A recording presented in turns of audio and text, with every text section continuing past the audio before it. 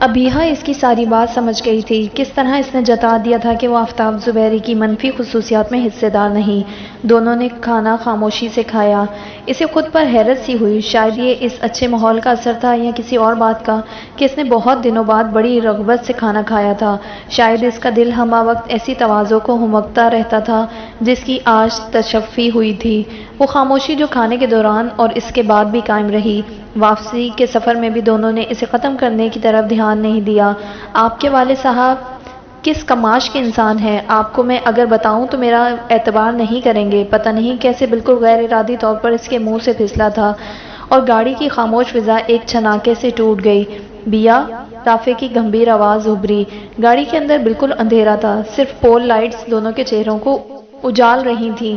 جب تمہیں لگے کہ پوری دنیا میں کوئی تمہارا اعتبار نہیں کرے گا تو یقین رکھنا میں وہ پہلا اور آخری شخص ہوں گا جو ہر حال میں تمہارا اعتبار کرے گا۔ وہ بہت ٹھہر ٹھہر کر مضبوط لہجے میں بولا تھا۔ اس کی وجہ ہمارے درمیان یہ کمزور سا کاغذی بندھن نہیں، بلکہ اس نے گاڑی کی سپیڈ کم کر دی۔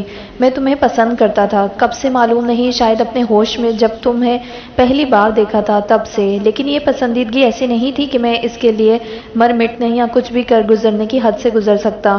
بس یوں ہی جیسے آپ کسی خوبصورت انچھوئی پاکیزہ سی چیز کو پسند کرتے ہیں اور اس پسندیدگی کو خود سے بھی چھپا کر دل کے کسی تاریک کونے میں دفن کر دیتے ہیں، جب آپ کو معلوم ہو کہ کچھ بھی کر گزرنے کی آخری حد سے بھی گزر کر یہ چیز آپ کی دسترس میں نہیں آ سکتی۔ سو میں نے ایسی کوئی خواہش کبھی کی ہی نہیں۔ تیسرے، جبکہ تم کسی اور سے منسوب تھی۔ ابیہ کے دل میں سوئی کی ہلکی سی نوک چبھی۔ اس نے یوں ہی سر گھما کر اس کی طرف دیکھا۔ اور دیکھو، میں نے ایسا کبھی دھیان یا بے دھیانی میں بھی نہیں سوچا، اور معلوم نہیں کیسے تقدیر نے چپکے سے تمہیں اٹھا کر میرے پہلو میں بٹھا دیا کہ ہاتھ بڑھاؤں اور تمہیں پالوں۔ وہ پھر رکا تھا۔ وہ اپنے بائیں ہاتھ کی تیسری انگلی میں پڑا سونے کا وہ چھلا اضطراری کیفیت میں گھما رہی تھی جو رافع نے اس کی برتھ ڈے پر گفٹ کیا تھا اور جسے اتارنے کا اسے کبھی خیال نہیں آیا تھا۔ مگر پھر تمہارے بگڑے مزاج، ہر لمحہ ایک ناقابل تلافی بڑے خسارے کا اندراج جو تمہارے چہرے پر رہتا، اور آنکھوں سے جھلکتی بیزاری اور تضحیک۔ میں ہاتھ تو کیا بڑھاتا، نظر بھر کر تمہارے حسین چہرے اور اپنی خوابیدہ خواہش کا خراج بھی نہ اتار سکا، اور نہ جانے کب دل ہی دل میں تم سے بیزار سا ہو گیا۔ تم وہ تو نہیں جس کی میرے دل نے کبھی تمنا کی تھی۔ میرا مرجھایا ہوا دل بارہا یہ سوچتا، اور پھر تمہارے رویے اور مطالبے پر میں نے علیحدگی کے بارے میں سوچنا چاہا، اور خود کو ایسے ہی بے بس پایا جیسے میں آفتاب زبیری کے ہاں پیدا ہونے پر خود کو بے بس پاتا ہوں۔ شاید تمہارا انتہائی رویہ مجھے یہ سوچنے پر مجبور کر دیتا، مگر پھر روشی کا واقعہ، تم نے جو کچھ کیا اس روز مجھ پر کھلا کہ میں تو تمہاری صورت پر مر مٹا تھا، مگر تم تو اندر سے اس قدر حسین ہو کہ میں تمہارے حسن سیرت کو نظر بھر کر دیکھ بھی نہیں سکتا۔ علیحدگی تو دور کی بات ہے۔ وہ چند لمحے رکا۔ ابیہ نے ایک کٹیلی نگاہ اس پر ڈالی۔ مگر بیا، تمہاری خواہش، تمہارا تقاضا، میری پسند ناپسند، مجبوری، مصلحت، ہر چیز سے بڑھ کر ہے، اور تمہیں آخری فیصلے پر پہنچنے کی بہت جلدی ہے۔ شاید یہ موڑ ہم دونوں کی اس مشکل گھڑی میں کوئی رہنمائی کر سکے، اگر تم چاہو تو۔ اس نے زور سے بریک لگائی۔ گاڑی ایک جھٹکے سے رک گئی۔ ابیہ نے بے اختیار نگاہ اٹھائی اور جھکانا بھول گئی۔ یہ کیا مذاق ہے؟ جھٹکے سے سنبھلتے ہی وہ بے ساختہ چلائی تھی۔ یہ مذاق نہیں ابیہ بی بی، یہ آپ کی زندگی کی سب سے بڑی حقیقت ہے، تمہارے گزرے ہوئے کل کی سب سے بڑی حقیقت جس نے تمہیں آج کے اپنے ارد گرد کی ہر حقیقت سے غافل کر رکھا ہے۔ ایم آئی رائٹ؟ وہ انصاری ہاؤس کی چمکتی دمکتی نیم پلیٹ دیکھتے ہوئے سنجیدگی سے بولا۔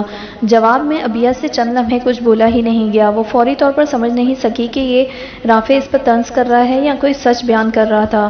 اس حقیقت کے صحیح ہونے میں کوئی شک نہیں، مگر مجھے یہاں لانے کا مقصد، وہ اس چمکتی دمکتی نیم پلیٹ اور رگ جان کو کاٹتی ہوئی انصاری ہاؤس کی روشنیوں سے نظر چرا کر خشک لہجے میں بولی۔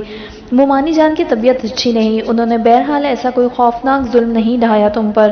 ابیہ کی کاٹدار نگاہوں نے سے پل بھر کو روکا۔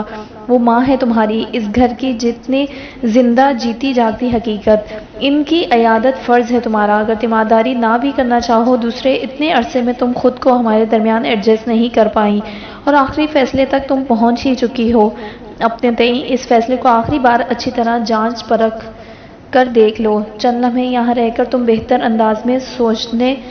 اوہ، اب میں سمجھی، وہ تیزی سے اس کی بات کاٹ کر بولی۔ مجھے یہاں لانے کا آپ کا اصل مقصد کیا ہے؟ اس کی نگاہوں میں کچھ ایسا تھا جو رافع کو مزید بات کرنے سے روک رہا تھا۔ کیا مقصد ہے میرا؟ وہ اٹک کر بولا۔ ابھی آپ جینیٹکس کے اصولوں پر روشنی ڈال رہے تھے، اور ساتھ ہی فرد واحد کی شخصیت کردار اور نہ جانے کیا کیا، لیکن مسٹر رافع آپ کسی بھول میں نہ رہیں کہ آپ باپ بیٹا ہر بار مجھے بیوقوف بنا کر دونوں ہاتھوں سے لوٹ لیں گے۔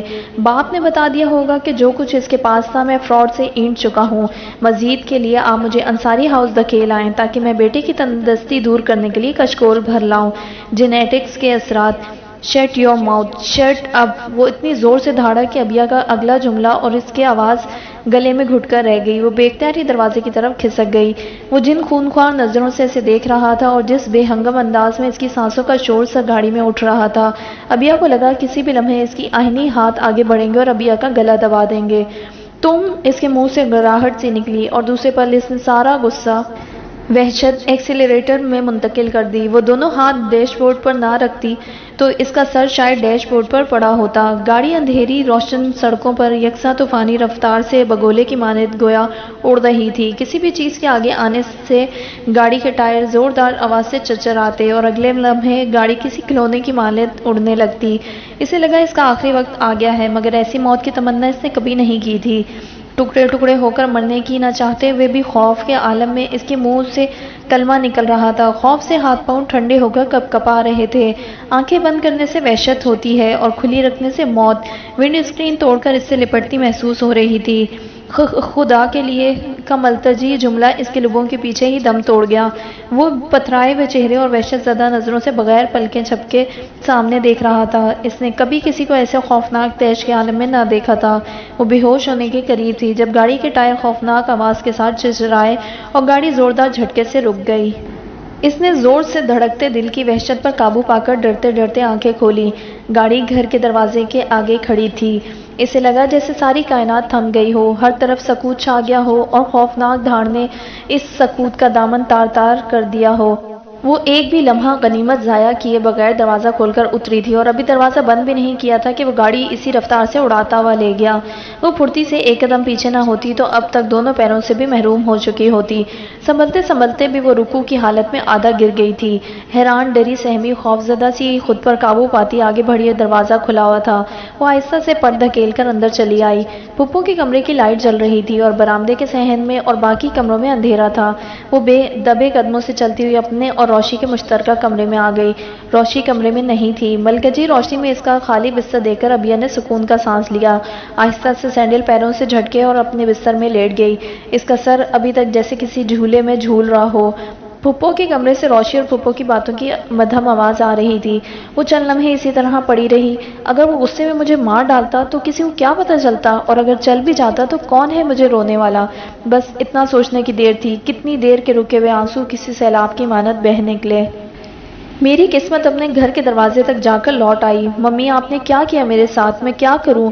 کہاں جاؤں ممی؟ میں تھک گئی ہوں۔ یہ اجڑ لوگ اور گنوار جیون ساتھی۔ ممی، رافع مجھے مار دیتا، آپ کو پتہ بھی نہیں چلنا تھا، وہ مجھے مار دے گا۔ ممی، میں تھک گئی ہوں، میرے پاس آ جائیں ممی، پلیز آ جائیں، ایک بار میرے پاس آ جائیں اور نہیں روٹھوں گی۔ ممی مجھے اپنی باہوں میں لے لیں، مجھے اپنے سینے میں چھپا لیں۔ ممی دیکھیں آپ کی ابیا کس حال میں ہے۔ وہ منہ کے آگے ہاتھ رکھے گھٹی گھٹی چیخیں دباتے ہوئے پاگلوں کی طرح رو رہی تھی۔ کمرے سے باہر کسی کے قدموں کی چاپ سنائی دی تو یکلخت اس کی سسکیاں اور آنسو تھم گئے۔ وہ پتھرائے ہوئے انداز میں چادر اوڑھے بے حس حرکت سوتی بن گئی۔ کدھر جا رہے ہیں آپ؟ آفتاب زبیری نکسک سے تیار ہو کر تیز خوشبوؤں میں بسے اپنے کمرے سے نکل کر باہر کا رخ کر رہے تھے کہ سعدیہ بیگم نے اچانک سامنے آتے ہوئے پوچھا، تمہیں اس سے مطلب میں کہیں بھی جا رہا ہوں؟ وہ اس بیجا مداخلت پر غرا کر بولے، وہ شام کو روشی کی ساس آ رہی ہیں۔ وہ فوراً خوفزدہ سی ہو کر ملتجی لہجے میں بولی، تو میں ہار پھول لے کر چوکھٹ پر کھڑا ہو جاؤں روشی کی ساس کے استقبال کے لیے؟ وہ اسی لہجے اور انداز سے چلا کر بولے، نہیں، میرا مطلب تھا وہ کسی خاص مقصد۔ وہ گھبرا کر کہتے ہوئے اٹک گئی۔ وہ شاید رخصتی کی تاریخ لینے وہ بتا رہی تھی، پیپر تیار ہو گئے ہیں روشی کے، تو شاید جلدی رخصتی۔ وہ آفتاب زبیری کے خونخوار تیوروں سے ایسی ڈری کہ کوشش کے باوجود کوئی بھی جملہ صحیح طور پر مکمل نہ کر سکی۔ تو کیا کروں میں؟ وہ تنک کر گرائے، اور بات سنو میری، وہ ہاتھ نچا کر بولے، تمہاری زندگی کا اور کوئی مقصد اس کے علاوہ ہے یا نہیں کہ تم میرے سکون کو برباد کرنے ملک الموت کی طرح ضرور ہی نازل ہوگی میرے رستے میں؟ ہٹو میرے آگے سے۔ انہوں نے سامنے کھڑی سعدیہ بیگم کو قوت سے پرے دھکیلا کہ وہ سنبھلتے سنبھلتے بھی دیوار سے ٹکرا گئیں۔ منحوس عورت، ہمیشہ میرا موڈ غارت کرنے چلی آتی ہے کالی بلی کی طرح، راستہ کاٹنے اور سامنے آ جائے گی بدبخت۔ وہ اونچی آواز میں مغلظات بکتے باہر کی طرف بڑھے۔ रोशी की रुखसती ना हो गई, कोई आफत हो गई कि मैं दुनिया को कंधों पर उठाकर खड़ा हो जाऊं। उन्होंने बाहर निकलकर दरवाज़ा इतनी ज़ोर से बंद किया कि इस पुराने से घर के दरो दीवार बुनियादों तक हिल गए। किचन में प्याज छीलती रोशी सर झुकाए रोए चली गई। तख्त पर बैठी अबिया ने एक अफसुर्दा सी निगाह रोशी पर डाली और दूसरी शर्मिंदा रंजीदा सी दीवार को थामे सादिया बेगम पर। वो अपनी जगह पर चोर सी बन गई कि काश वो इस मंजर का हिस्सा ना होती। अगर फुप्पो के पास जाती तो शायद इनकी शर्मिंदगी में और इजाफा होता, और रोशी जो पहले भी किसी मामूल की तरह कामों में जुटी रहती थी, अब तो बिल्कुल ही पत्थर होकर रह गई थी। थोड़ी बहुत इसकी आवाज़ राफे की मौजूदगी में निकलती थी। अबिया के सर्द रवैये के बाद इसने खुद ही इससे मुखातिब होना छोड़ दिया था। वो दोनों को इसी हालत में छोड़कर चुपके से कमरे में चली आई और फुप्पो की बात दुरुस्त निकली। शाम को आलिया बेगम अपनी भाभी, भाई और इनके दोनों बच्चों के साथ लदी फंदी चली आईं।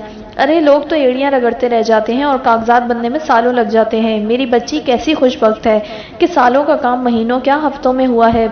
बस सादिया भाभी, अब तो आप बेटी को मेरे साथ रुखसत करने की तैयारी करें। वो फुप्पो से लिपटी पुरजोश लहजे में खिली खिली सी कह रही थी। इनकी तैयारी इनकी दिली जज्बात की गवाह थी। रोशी तो इस दिन से आपकी है जिस दिन से आपने इसके सर पर हाथ रखा था।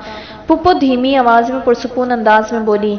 राफे फुप्पो की हिदायत पर ऑफिस से घंटा पहले आ चुका था। इस बार अबिया फुप्पो के इसरार के बगैर ही तैयार हो गई थी। मेहरून और गोल्डन कंट्रास्ट सूट में इसका चेहरा मेकअप और रंग के साथ न देने के बावजूद महफिल में मौजूद होने का पता दे रहा था। वो सोगवार सी शक्ल और रफ हुलिये में फिर से रोशी की सास की तनकीदी बातें नहीं सुनना चाह रही थी, और ऐसा हुआ भी नहीं क्योंकि आज आलिया बेगम का ध्यान इसकी तरफ था भी नहीं। आपके भाई साहब का हुक्म है इस महीने का आखिरी हफ्ता या अगले माह के पहले 5 दिनों में से जो दिन आपको मुनासिब लगे वो रख लें। 10-12 दिनों में तीनों बाप बेटे भी पहुंच जाएंगे। आफ्ताब भाई कहाँ हैं? अपनी रो में कहते हुए इन्हें एकदम से ख्याल आया। फुप्पो गड़बड़ाकर राफे की तरफ देखने लगी। इनके किसी दोस्त का इंतकाल हो गया था, इसके जनाजे में गए हैं, फारिग होते ही आ जाएंगे। राफे ने बगैर हिचकिचाए इत्मीनान से जवाब दिया तो वह सर हिलाकर मुतमईन सी हो गई। इसी महीने का आखिरी दिन यानी 30 तारीख मुकर्रर कर ली गई। मिठाई और चाय के साथ खातिर मदारत का एहतमाम था। तारीख मुकर्रर होते ही दुआ की गई और बाकी की तफसीलात भी तय की गईं। अबिया को यकीन नहीं था कि रोशी की रुखसती इतनी जल्दी हो जाएगी। रोशी की रुखसती का मतलब इसकी रिहाई था। इसे अजीब सा इत्मीनान और खुशी महसूस हुई और दिल के अंदर दूर कहीं अनहोनी सी बेचैनी और इस्तराब हिलकोरे ले रहा था, जैसे पुरसुकून पानियों के अंदर नीचे ही नीचे सर उठाती छोटी छोटी लहरें। रात के आफ्ताब जुबैरी घर लौटे थे बहुत खुशगवार मूड में। मेहमानों को गए अभी कुछ देर ही हुई थी कि इसलिए सभी जाग रहे थे। राफे और फुप्पो सर जोड़े न जाने कौन से हिसाब किताब में मशगूल थे। रोशी ड्राइंग रूम साफ कर रही थी। अबिया किचन में फैलावा समेट रही थी। क्या आज इधर कोई महफिल शबीना है या कोई शब बेदारी का प्रोग्राम? बड़ी चहल पहल है। आफ्ताब जुबैरी फुप्पो और राफे के पास खुद ही आकर रुके थे। राफे ने इनके करीब आते ही मुंह दूसरी तरफ कर लिया। वो डेट फिक्स हो गई है रोशी की रुखसती की। आलिया भाभी ने बहुत देर तक आपका इंतजार किया, अभी अभी गई हैं। ये मिठाई लें। उन्होंने पास पड़ा मिठाई का खुला डब्बा इनके आगे करते हुए तफसील बताई। आफ्ताब जुबैरी ने शीरे में लुथड़ा हुआ रसगुल्ला उठाकर सालम ही मुंह में रख लिया। रसगुल्ला अच्छा खासा बड़ा था। इनकी आंखें जैसे बाहर को निकल आईं। वो मुंह में कुछ बिदबिदाए भी। सादिया बेगम को कतन समझ में नहीं आई। जी? वो सवालिया नजरों से इन्हें देख कर बोली। कौन सी तारीख रखी है? मुंह कुछ खाली हुआ तो बमुश्किल बोले। इस महीने की 30 तारीख। दरअसल 2 घड़ी को इंतजार नहीं कर सकती थी क्या? मैं मर गया था या तुम्हें यकीन था कि आज मेरे मरने की खबर ही आएगी, सो अपनी मर्जी करवा ली? वो एकदम चिल्लाकर बोले तो सादिया बेगम जैसे हवास बाख्ता सी होकर मदद के लिए राफे की तरफ देखने लगी, जो एक नफरत भरी निगाह बाप पर डालकर फिर इसी रुख पर चेहरा करके बैठ गया। वो आपको मैंने बताया था शाम को, वो आलिया भाभी नहीं रखी है। इससे आगे वो आफ्ताब जुबैरी का तैश ज़दा चेहरा देखकर एक बार फिर अपना जुमला और बात मुकम्मल न कर सकी। बस दिफाई अंदाज में इन्हें देखने लगी। इस कदर जाहिल गवार नाहल औरत तूने मेरी जिंदगी। बस राफे जैसे किसी स्प्रिंग से उछलकर इनके आगे गसीली निगाहें लिए तन कर खड़ा हो गया था। इससे आगे एक लफ्ज नहीं। इसने शहादत की उंगली उठाकर इन्हें वाज़े अंदाज में समझाया। यही तरबियत दी है इस बदबख्त औरत ने तुम्हें, हरामखोर जिस बाप ने खिला पिलाकर इतना जवान, ये झूठ का मजलूमियत भरा पलंदा किसी और वक्त, इस वक्त नहीं। वो कतई अंदाज में इनकी आंखों में आंखें डालकर गराया। आज नहीं, वरना गुस्से की ज्यादती ने इसे आगे कुछ कहने से रोक दिया। फुप्पो राफे के बाजू खींच रही थी। वरना क्या अम्मा के? उन्होंने गाली बकी और राफे का हाथ फिजा में बुलंद हुआ। रोशी जो चंद कदम پر کھڑی ان دونوں کو آنسو بھری نگاہوں سے دیکھ رہی تھی۔ ایک دم سے ان کا درمیان آن کھڑی ہوئی۔ بھائی نہیں! اس کی بھرائی ہوئی آواز رافع کو ہوش میں لے آئی۔ اس کا فضا میں اٹھا ہوا ہاتھ روشی کے سر پر آ کر ٹھہر گیا۔ دوسرے پل وہ مڑا اور اندر کمرے میں چلا گیا۔ دیواروں میں سر دے کر رو گی سعدیہ بیگم، یاد رکھنا تم نے جس طرح اولاد کو میرے خلاف کیا ہے، میرا دل روتا ہے، اور ایک دن میں تمہیں رلاؤں گا، ساری عمر روتی رہو گی، اور آنسو تمام نہیں ہوں گے، یاد رکھنا۔ وہ ہر بار کی طرح سارا لاوا سعدیہ بیگم پر اگل کر خون آشام نگاہوں سے گھورتے ہوئے اپنے کمرے میں چلے گئے۔ دونوں ماں بیٹی ایک دوسرے کے گلے لگ کر رو پڑیں۔ شاید اس گھر کا لازمی دستور ہے، خوشی ہو یا غم، رونا اور جھگڑنا ضرور ہے۔ ابیہ نے دونوں ماں بیٹی کو روتے دیکھا اور کچن ادھورا چھوڑ کر اندر کمرے میں چلی گئی۔ یہ دونوں ایک دوسرے کے گلے لگ کر رو لیتی ہیں، دل کا غبار دھو لیتی ہیں۔ میرے پاس تو ایسا کوئی کندھا بھی نہیں۔ کمرے میں آ کر اسے محرومی کے احساس نے جیسے رلا ہی دیا کہ وہ کس کے کندھے پر سر رکھ کر اپنا جی ہلکا کرے۔ رافع کا غصہ کس قدر خوفناک ہے، اور ایسا شخص دعویٰ کرتا ہے محبت کا۔ محبت بھلا ایسے ہوتی ہے؟ اس کے یہ رویے دیکھ کر میں اس سے محبت کر سکتی ہوں؟ کبھی بھی نہیں۔ ہر بار ایک ہی طرح کا رد عمل، آدمی کو کچھ تو خود پر کنٹرول کرنا چاہیے۔ کوئی آؤٹ سائڈر ہو یہاں پر تو مانتا رافع صاحب اتنے ایجوکیٹڈ ہیں، اور مینرز۔ میں بھلا اس کے بارے میں کیوں سوچ رہی ہوں؟ وہ جیسے مرضی ریئیکٹ کرے، مجھے کون سا اس کے ساتھ رہنا ہے؟ یہ ان کے گھریلو مسائل ہیں، مجھے خواہ ان پر دماغ کھپا کر خود کو ہلکان کرنے کی کیا ضرورت ہے؟ بھلا حد ہو گئی، مجھے اب تو یہاں سے جانے کے بارے میں سوچنا چاہیے۔ محض 27-28 دن ہے میرے پاس، مجھے کیا کچھ کرنا ہے؟ انہی دنوں میں سوچنا اور تیار ہونا ہے، صرف گنتی کے 27-28 دن، اور یہاں سے رہائی اسیری کے دن تمام۔ وہ سوچتے ہوئے گویا اپنے آپ کو خوش کرنے کی کوشش کر رہی تھی۔ خوش فہمی محسوس ہو رہی تھی، مگر ایک نادیدہ سے دکھ کی چبھن بھی ہمراہ تھی، جو صرف خوشی کے اس احساس کے ساتھ ہی بیدار ہوتی تھی۔ اس نے سر جھٹکا اور بیڈ کی چادر ٹھیک کرنے لگی۔ گھر میں ایک مصروفیت سی جاگ اٹھی تھی۔ اگرچہ روشی کے سسرالیوں نے ہر قسم کے جہیز سے سختی سے منع کیا تھا، مگر پھوپھو پھر بھی فکر مند تھیں۔ انہوں نے تو ہر چیز سے منع کر دیا ہے، مگر کوئی تو یوں بیٹی کو خالی ہاتھ رخصت نہیں کرتا۔ سامان نہ صحیح، کپڑے اور زیور تو ہوگا ہی، فرنیچر کے لیے نقد دے دیں گے، کیوں بیا؟ وہ صلاح مشورہ سب رافع سے کر چکی تھیں، رسماً ابیہ کی رائے لے رہی تھیں۔ جی، وہ گرم شالوں کی تہیں درست کر کے انہیں پیک کر رہی تھی۔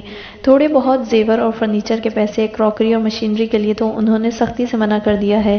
بس شام کو تم تیار ہو جانا، جیولر کی طرف جانا ہے، وہ بھی زیور تیار کرنے میں کچھ وقت لے گا۔ دن ہی کتنے ہیں، آج رافع ہال بک کر آئے گا۔ ان دنوں تو شادیوں کا رش بھی بہت ہے۔ اور امی فون؟ روشی سیٹ ان کے پاس ہی اٹھا کر لائی، ریسیور ان کی طرف بڑھاتے ہوئے بولی۔ کس کا ہے؟ عارفہ مومانی کا، روشی آہستہ آواز میں بولی۔ ابیہ نے جلدی سے تیز گرم استری شال سے اٹھا لی۔ اچھا، دو انہیں بھی بتا دوں، جیسے خوش ہو گئی۔ رسمی سلام دعا کے بعد دوسری طرف نہ جانے کون سی تفصیل تھی جو پھوپھو محض ہوں ہوں کے وقفوں کے ساتھ پوری توجہ سے سن رہی تھیں۔ ان کی توجہ ابیہ کا دھیان بٹا رہی تھی۔ وہ استری کی ہوئی شالوں کو بار بار استری کر رہی تھی۔ کیا؟ مگر کیوں؟ میرے خدا! ہوں کے بعد کے یہ خوفناک استفہامیہ انداز۔ ابیہ نے استری کا پلگ نکال دیا۔ اس سے اب کچھ بھی نہیں ہو پا رہا تھا۔ پھر ایک لمبی خاموشی۔ اسے پتہ نہیں چلا کب پھوپھو نے الوداعی جملے کہے اور فون بند کر دیا، یا شاید کہے ہی نہیں، ورنہ اسے سنائی دیتے۔ وہ فون رکھ کر کسی سوچ میں گم ہو گئی۔ اسے عجیب سی بے چینی نے گھیر لیا۔ اسے امید تھی پھوپھو اسے بات کرنے کے لیے کہیں گی، مگر ایسا کچھ بھی نہیں ہوا۔ ممی کیا کہہ رہی تھی مومانی؟ روشی ہمیشہ کی طرح اس کے لیے غیبی مددگار بن کر آئی۔ کچھ نہیں، دوپہر میں کیا بنا رہی ہو؟ بیا سے پوچھ لینا تھا۔ بیا سے؟ روشی کی حیرانی اسے شرمسار کر گئی۔ بہت دن ہو گئے تھے، وہ تو اب روشی سے بات بھی نہیں کرتی تھی۔ ڈیٹ فکس ہونے پر اس نے جھوٹے منہ اسے مبارکباد بھی نہیں دی تھی۔ سچ کہا ہے کسی نے، انسان صرف اپنی غرض کا دیوانہ ہے، اپنے احساسات سے بڑھ کر وہ کسی کے احساس کی پرواہ نہیں کرتا۔ میں آلو قیمہ پکا رہی ہوں، فون لے جاؤں؟ لے جاؤ، میں بھی نماز پڑھ لوں۔ پھوپھو اٹھ کر جانے لگی تو ابیہ کو لگا اس کا دل کسی نے مٹھی میں لے لیا ہے۔ بات سنگین تھی جو پھوپھو کرنا نہیں چاہ رہی تھی، یا کچھ اور؟ یہ کچھ اور نے اس کا دل سہما دیا تھا۔ روشی فون سیٹ لے کر باہر چلی گئی۔ پھوپھو باہر جا رہی تھی۔ وہ اپنی جگہ سے کھڑی ہو گئی۔ وہ پھوپھو کو آواز دے کر پوچھنا چاہ رہی تھی، مگر پوچھ نہ سکی۔ وہ دن بھر اسی کشمکش میں رہی، پھوپھو سے پوچھے کہ نہ پوچھے۔ پوچھنے میں انا اڑے آ رہی تھی اور نہ پوچھنے پر دل کو جیسے پنکھ لگ رہے تھے۔ بے چینی ایسی تھی کہ ایک پل چین نہیں آ رہا تھا۔ اس نے دوپہر کا کھانا بھی نہیں کھایا، نہ لیٹ کر قرار تھا نہ ٹہل کر چین۔ شام کو رافق گاڑی لے کر آ گیا۔ چلو بیا، روشی کا زیور دینے جیولر کی طرف جانا ہے۔ کپڑے تمہارے ٹھیک ہیں، بس ہلکا سا میک اپ کر لو۔ وہ جو فوراً انکار کرنے جا رہی تھی، پھپھو نے اسے مہلت ہی نہ دی، ہاتھ پکڑ کر اسے ڈریسنگ کے آگے کیا۔ پلیز پھپھو، آپ چلی جائیں، مجھے نہیں جانا کہیں بھی۔ وہ کوشش کے باوجود اپنا لہجہ روکھا نہ کر سکی۔ تم روشی کی اکلوتی بھابھی ہو اور وہ تمہاری اکلوتی نند۔ کزن کے رشتے کو چھوڑو، مگر بھابھی ہونے کے ناطے تو تمہیں ضرور جانا چاہیے۔ اور یوں بھی گھر رہ کر تم نے کمرے میں بیٹھ کر فضول سوچیں ہی سوچتے رہنی ہے۔ بہتر ہے اس کمرے سے باہر نکلو، خواہ دل مانے یا نہ مانے۔ چلو۔ انہوں نے اس کے ساتھ زبردستی والا حال کیا۔ اس نے لپسٹک ہی لگائی اور وہ اس کا ہاتھ پکڑ کر باہر لے آئیں۔ پھپھو رافع کے ساتھ فرنٹ سیٹ پر بیٹھی تھیں اور وہ اور روشی پیچھے۔ راستہ بھر دونوں ماں بیٹے کیا باتیں کرتے رہے، اس کی توجہ بھٹکی بھٹکی سی تھی۔ بیا، کیا بات ہے، اتنی چپ چپ کیوں رہنے لگی ہو؟ اس کی مسلسل خاموشی اور بے توجہی پر روشی نے آہستہ سے اس کا ہاتھ ہلا کر پوچھا۔ بیک مرر میں اس کی نظریں بے اختیار رافع سے ٹکرائی تھیں۔ وہ بھی اس کی طرف دیکھ رہا تھا۔ ایک ساتھ کی بات تھی، دونوں ہی نظریں چرا گئے۔ نہیں، میں کیوں چپ رہنے لگی؟ وہ پھیکے سے لہجے میں بولی۔ مجھ سے ناراض ہو؟ کوئی غلطی ہو گئی ہے مجھ سے؟ اس کے بھول پن پر ابیا کا جی جل کر رہ گیا۔ روشی کے شفاف چہرے پر بڑی بے ریا سی مسکراہٹ تھی۔ آفتاب زبیری جیسے شخص کی بیٹی ہو کر ایسی مسکراہٹ مسکرانا، روشی تم مجھ سے بھی زیادہ بہادر ہے اور مجھ سے زیادہ قابل رحم۔ نہیں، میں تم سے نہیں ناراض ہوں روشی، بالکل بھی نہیں۔ پتہ نہیں کیسے اس نے اپنے چہرے پر مسکان سجا کر کہا کہ روشی کی آنکھیں چمکنے لگیں، چہرہ کھل سا گیا۔ ناراض نہیں ہو تو مجھ سے بات کیوں نہیں کرتی پہلے کی طرح؟ ابیا کی مسکراہٹ نے اسے حوصلہ دیا تھا۔ میرا تو خیال ہے پہلے بھی تم ہی بات کیا کرتی تھی اور میں جواب دیا کرتی تھی۔ اس نے بوجھل دماغ کی ہر سوچ کو جھٹک کر مطمئن لہجے میں کہا۔ تو گویا قصور میرا ہے، وہ جواب دینا چاہتی تھی کہ گاڑی جیولر کی دکان کے آگے رک گئی۔ پھپھو اور روشی نے اس کے مشورے سے زیور کے ڈیزائن منتخب کیے تھے۔ رافع ایک طرف بیٹھا شوکیس اس کے اندر لگے چمکتے دمکتے زیورات کو دیکھتا رہا، پھر اٹھ کر باہر چلا گیا۔ بیا، تم اپنے لیے کچھ دیکھ لو، پھپھو نے رسماً اس سے پوچھا تو اس نے نفی میں سر ہلا دیا۔ جیولر سے فارغ ہو کر پھپھو بازار جانا چاہ رہی تھیں۔ امی، مجھے گاڑی واپس کرنی ہے، آپ کل آ جائیے گا، رافع نے کہا۔ چلو ٹھیک ہے، گھر ہی چلو۔ پھپھو کے کہنے پر رافع نے گھر کے باہر ہی ڈراپ کر گیا۔ گھر آتے ہی اسے پھر سے اسی بے چینی نے گھیر لیا۔ آخر پھپھو خود سے کیوں نہیں بتا دیتی؟ وہ جھلا کر پھپھو کے کمرے میں آ گئی۔ وہ مغرب کی نماز کے بعد کوئی وظیفہ کر رہی تھیں۔ وہ وہیں ان کے پاس جا کر بیٹھ گئی۔ کیا بات ہے بیا، طبیعت تو ٹھیک ہے نا تمہاری؟ وظیفے سے فارغ ہو کر انہوں نے اسے یوں بیٹھے دیکھ کر پوچھا۔ ٹھیک ہوں پھپھو، وہ ہولے سے بولی۔ کوئی پریشانی ہے تمہیں؟ وہ جائے نماز کا کونا موڑ کر اس کی طرف رخ کر بیٹھ گئی۔ اس نے نفی میں سر ہلا دیا۔ کچھ کہنا ہے مجھ سے؟ وہ اس کی خاموشی پر چند لمحوں بعد بولی۔ اس نے گہرا سانس لے کر انہیں دیکھا اور نفی میں سر ہلا دیا۔ میں سمجھ گئی، وہ تھوڑی دیر کے بعد سر ہلا کر بولی۔ دیکھا، اس کو کہتے ہیں دلوں کے رابطے۔ تمہیں کچھ معلوم نہیں مگر تمہارا دل بے چین ہے نا؟ اس نے محض پلکیں اٹھا کر انہیں دیکھا اور سر جھکا لیا۔ کوئی اچھی خوشی کی خبر ہوتی تو میں خود تمہیں پوچھے بغیر بتا دیتی۔ ان کے کہنے پر اس نے چونک کر انہیں دیکھا۔ کیا مطلب؟ اسے خود بھی اپنی آواز سنائی نہ دی۔ مرد کے بغیر عورت کی کوئی زندگی نہیں، وہ لاکھ بہادر بنے مگر ہمارا معاشرہ اس کی ساری بہادری کو چٹکیوں میں اڑا دیتا ہے۔ مرد کا سائبان سر پر نہ ہو تو عورت کی زندگی جلتے صحرا میں گزرتی ہے۔ جیسے تمہاری ماں بہت بہادر ہے تمہاری ماں، مگر ہمارا معاشرہ اور تقدیر۔ پھپھو پلیز، وہ ان کی باتوں سے ہراساں ہو گئی تھی۔ تمہارا فیصلہ انہوں نے بادل نخواستہ ہی کیا تھا، ایک طرح سے اپنی اور دونوں بچوں کی آئندہ زندگی محفوظ بنانے کے لیے، ورنہ کون ماں چاہے گی کہ اپنی سب سے لاڈلی بیٹی کو اس کی مرضی اور خوشی کے خلاف ہمیشہ کے لیے خود سے جدا کر دے؟ صبر کا بڑا بھاری پتھر انہوں نے دل پر رکھا تھا۔ مگر پھپھو پلیز، کیا ہے؟ کچھ بتائیں بھی۔ وہ اور ضبط نہ کر سکی۔ تمہیں بتایا تھا نا میں نے، ربیہ نے اپنے شوہر سے طلاق لے لی ہے۔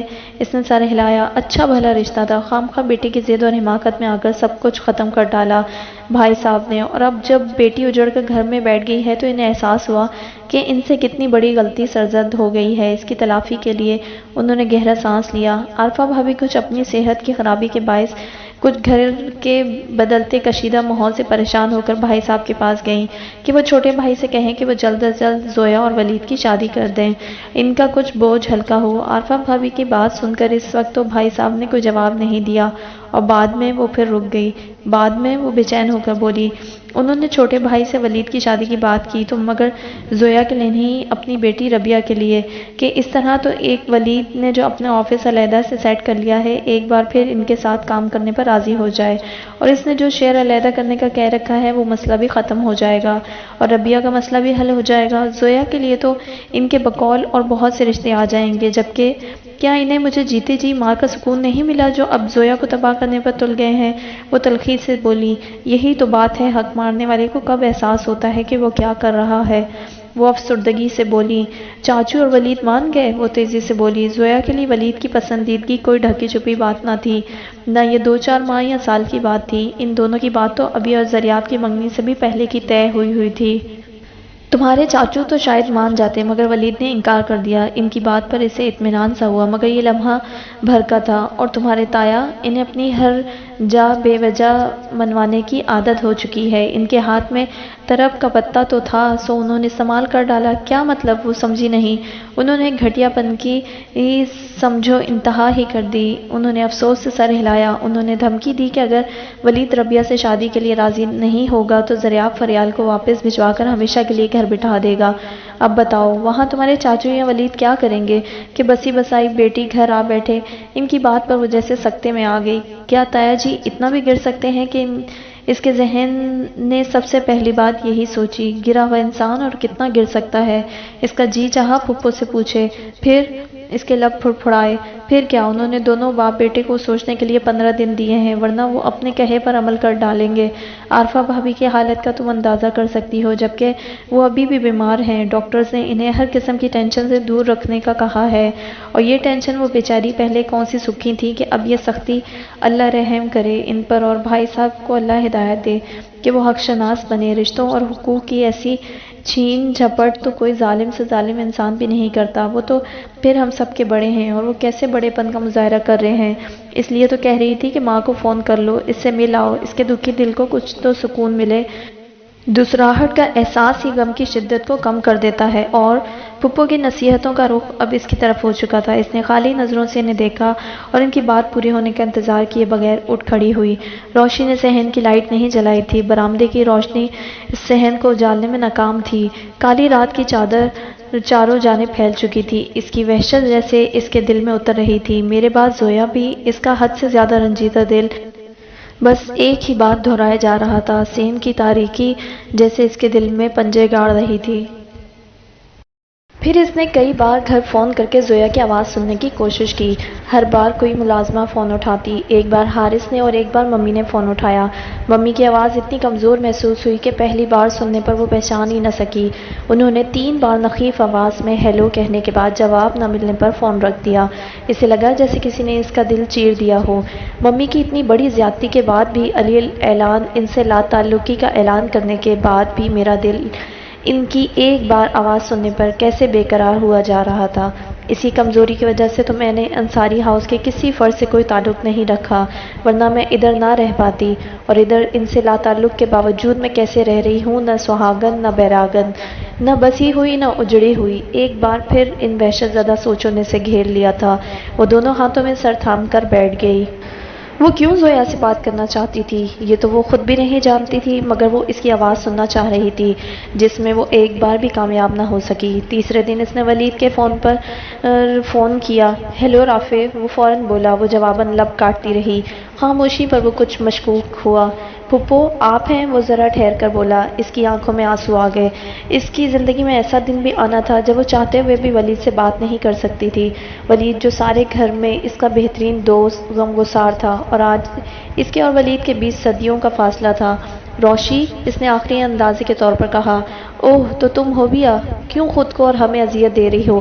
ایک بار بول کر چیخ چلا کر دل کی بھڑاس نکال کیوں نہیں لیتی؟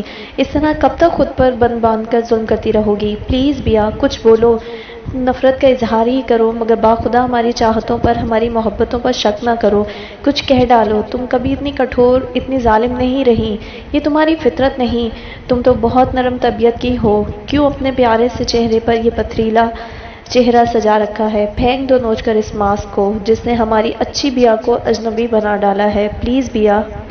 میں ولید ہوں، تمہارا دوست غمخوار جس سے تم ہر بات ہر دکھ شیئر کر لیا کرتی تھی، پھر اب کیوں بے یقین ہو رہی ہو؟ میری محبت سے یقین اٹھ گیا ہے بیا؟ میں وہی ہوں، یقین کرو، ولید کہے جا رہا تھا اور اس کی آنکھوں سے آنسو کسی لاوے کی طرح ابل رہے تھے۔ مجھے اب کسی محبت کی یقین دہانی کی ضرورت نہیں، تم بس اس محبت کو با یقین رکھنا جس کا تم نے کبھی اظہار بھی یوں نہیں کیا مگر کسی کو پابند ضرور کر رکھا تھا، اگر تمہیں یاد ہے تو۔ وہ پھٹی پھٹی آواز میں اٹک اٹک کر بولی اور کریڈل پر ہاتھ رکھ دیا۔ ولید کا جواب سنے بغیر وہ دونوں ہاتھوں میں منہ چھپا کر روئے جا رہی تھی۔ بیا بیا پھپھو سے پکارتے ہوئے ادھر ہی آ رہی تھی۔ وہ تیزی سے اٹھ کر واش روم میں بند ہو گئی۔ اس وقت وہ کسی کا بھی سامنا نہیں کرنا چاہ رہی تھی۔ ولید کی آواز اور باتوں نے اس کے زخموں کے جیسے ٹانکے ادھیڑ ڈالے تھے۔ اسے بھولا بھی تو کچھ نہیں تھا مگر آج نئے سرے سے ولید نے اسے ایک بھولی ہوئی بات یاد کرائی تھی۔ ہماری اچھی بیا، نرم طبیعت کے مالک، اچھی بامروت بیا، وہ ایسی ہی تھی، پھر تقدیر نے اس کے ساتھ ایسی سختی کیوں برتی کہ اسے اپنے پیارے چہرے پر پتھریلا چہرہ سجانا پڑا؟ مجھے ولید کا جواب ضرور سننا چاہیے تھا، اور پتہ نہیں وہ میرا اشارہ سمجھا کہ نہیں۔ کیا پتہ اس کے پاس مجبوری کی کوئی کہانی ہو، آخر اپنی بہن کے بسے بسائے گھر کو وہ اپنی محبت کی خاطر تو نہیں اجاڑ سکتا۔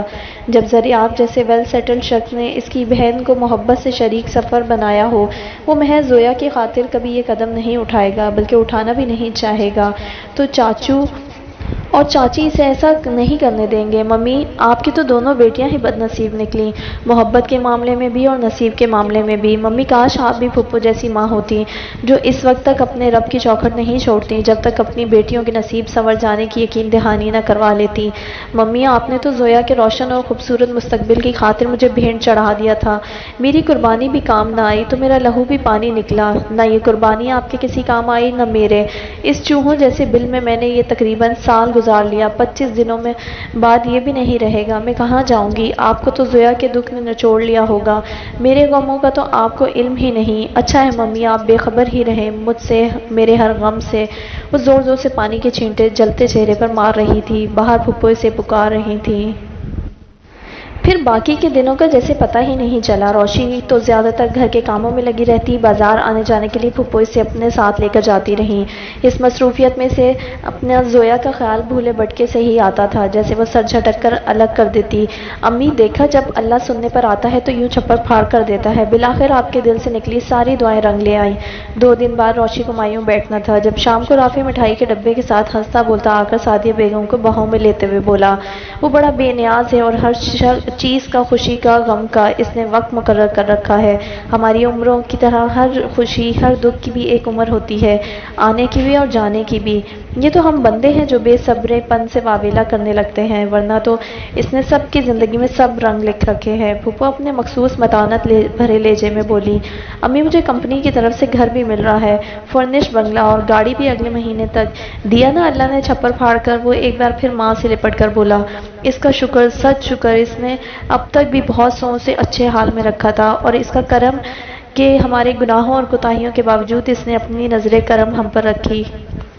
اس کا لاکھ لاکھ شکر، بس اس نعمت، اس دولت سے ہمیں دور رکھے جو ہمارے ایمان میں خلل ڈالے، جو اس کے خیال سے ہمیں بھٹکا دے۔ دعا کرنی چاہیے بیٹا، آدمی جس بھی حال میں ہو، تنگی میں یا تونگری میں، بس اس کو نہ بھولے جو انسان کی سب حالتوں پر قادر ہے، جو قادر مطلق ہے۔ میں شکرانے کے نفل پڑھ لوں۔ پھپھو ایک بار پھر بے خود سی کیفیت میں نظر آنے لگی تھی۔ ابیا کو ایسے لگتا جیسے ان کے وجود کا ایک ایک عضو ورد کر رہا ہے، سر ہلاتے، آنکھیں موندے تسبیح کر رہا ہے۔ عجب مراقبے کی سی کیفیت ان پر طاری ہوتی نظر آتی۔ امی، ایک بات ہے۔ وہ اٹھ چکی تھی، رافع ان کے ساتھ کھڑا ہوا، ان کے ہاتھ تھام کر بولا۔ انہوں نے لبوں سے کچھ نہ پوچھا، بس نظروں سے سوال کیا، مجھے 6 ماہ کے کورس پر شاید کوریا جانا پڑے یا شاید نہ جانا پڑے، ابھی کنفرم نہیں، اللہ بہتر کرے گا، وہ یقیناً بہتر کرے گا۔ وہ اسی انداز میں جواب دے کر باہر چلی گئیں۔ ابھی لا تعلقی سے روشی کے کپڑے اس کے جہیز کے سوٹ کیس میں تہہ در تہہ رکھ رہی تھی۔ کپڑوں کا سب کام آج مکمل ہو گیا تھا۔ چائے ملے گی؟ چند لمحے اس کی مصروفیت کو دیکھنے کے بعد رافع نے پوچھا۔ روشی کچن میں ہے، اس نے رافع کی طرف دیکھے بغیر جواب دیا۔ وہ لب بھینچے اس کے لا تعلق انداز کو دیکھتا رہا، پھر سر جھٹک کر باہر نکل گیا۔ یہ رافع کدھر ہے؟ وہ اپنا کام مکمل کر کے اٹھ کھڑی ہوئی تھی جب پھپھو نے اندر آ کر پوچھا۔ انہوں نے دوپٹہ سر اور سینے کے گرد لپیٹ رکھا تھا۔ ان کے سرخ و سفید چہرے سے جیسے نور کی لپیٹیں نکل رہی تھیں۔ ابیا سے ان کی طرف نظر بھر کر دیکھا نہ گیا۔ جی امی، وہ ابیا کے جواب دینے سے پہلے اندر چلا آیا۔ بیٹا، کارڈ سب تقسیم ہو گئے نا؟ جی امی، سب ہو گئے۔ اور اپنے ماموں کی طرف دے آئے تھے؟ وہ چند لمحوں کے بعد بولی۔ ابیا نے تینوں سوٹ کیس کمرے کے کونے میں دھکیلے۔ تینوں کارڈ میں ولید کے آفس جا کر دے آیا تھا۔ وہ ماں کے پاس بیٹھتے ہوئے بولا، گھر چلے جاتے؟ وہ آہستگی سے بولی، نہیں امی، ویسے میں نے ولید کو تاکید کر دی تھی کہ وہ آئے گا، اور باقی ان کے پوچھنے پر اس نے لا علمی کیسے انداز میں کندھے اچکا دیے۔ ولید سے پوچھا تم نے اس معاملے کے بارے میں؟ ابیا روشی کے جوتوں کے ڈبے الماری سے نکال کر سوٹ کیس کے پاس اوپر تلے رکھنے لگی۔ کس بارے میں؟ اس کی نظریں ابیا کی مصروفیت کو فوکس کیے ہوئے تھیں۔ ربیہ اور ولید والا معاملہ جو تمہارے بڑے ماموں مصر تھے، ابھی کچھ فائنل نہیں ہوا۔ اصل میں ولید بالکل بھی ایسا نہیں چاہتا، مگر امی اس پر بہت پریشر ہے، اس کے والدین کی طرف سے اور بہن بہنوئی کی طرف سے بھی۔ منجلے ماموں نے تو اسے آگ کرنے کی دھمکی دے دی ہے۔ وہ کہہ رہا تھا اسے اس دھمکی کا کوئی خوف نہیں، مگر ماں کی ناراضگی سے پریشان تھا۔ منجلے مومانی نے ہفتہ بھر سے اس سے بول چال بند کر رکھی ہے۔ اس کے پاس سوچنے کے لیے صرف 2 دن ہے۔ وہ بہت پریشان تھا، بہت زیادہ۔ میرا خیال میں اس کے پاس اپنے پیرنٹس کی بات مان لینے کے سوا اور کوئی آپشن نہیں۔ فریال کی وجہ سے وہ بہت مجبور ہوا ہے۔ ابیا نے ہاتھ میں پکڑا ڈبہ زمین پر پھینکا اور تیزی سے باہر نکل گئی۔ دونوں نے اسے جاتے دیکھا مگر کہا کچھ نہیں۔ بیا آجو، چائے بن گئی ہے۔ وہ کمرے کی طرف جا رہی تھی جب روشی نے اسے پکارا۔ وہ انسنی کر کے اندر چلی گئی، دل غم کے احساس سے جیسے پھٹا جا رہا تھا۔ کیا ہماری زندگی کھیل ہے جن سے یہ کھیل رہے ہیں؟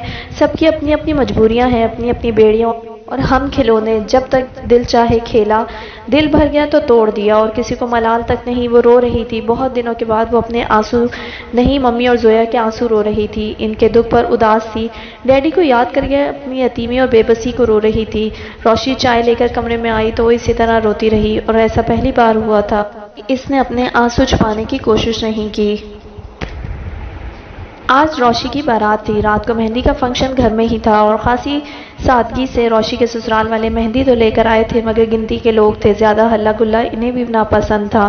روشی کو مہندی لگائی تھی، کولڈ ڈرنکس اور مٹھائی سے ان کی تواضع کی گئی تھی۔ ان کے جانے کے بعد محلے سے آئے لوگ بھی آہستہ آہستہ جانے لگے۔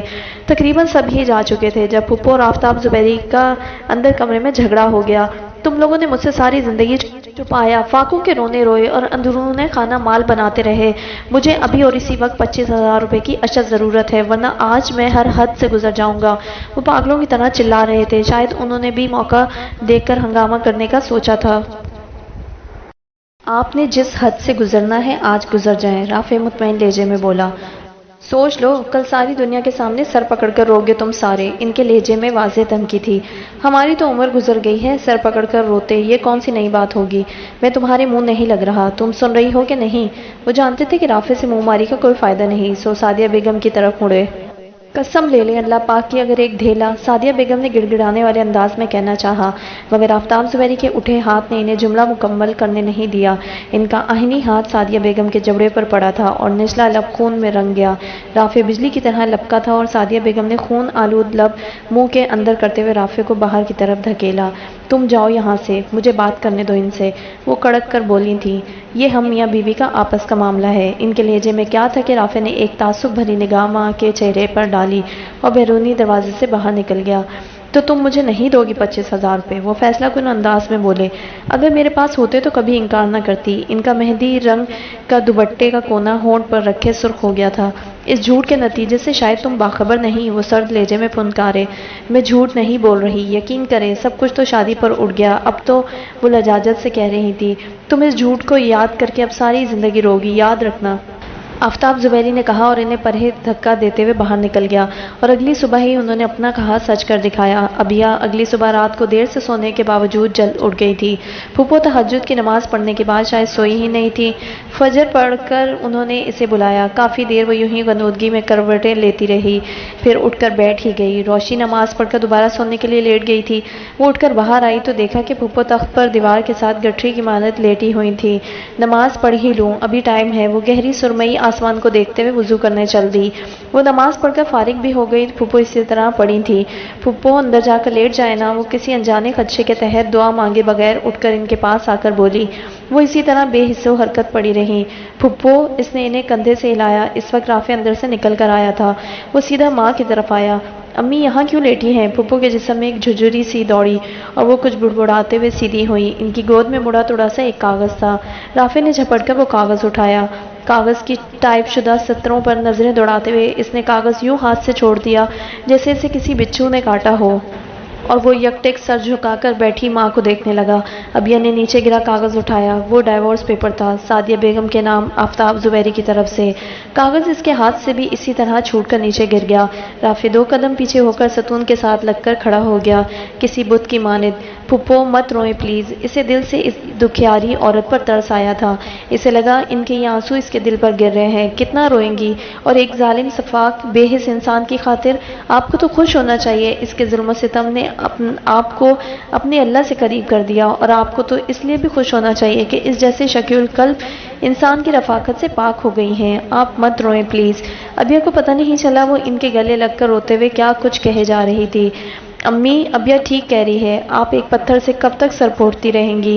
مت اپنے قیمتی آنسو ضائع کریں۔ وہ ان کا کندھا تھپکتے ہوئے ان کے پاس بیٹھ گیا۔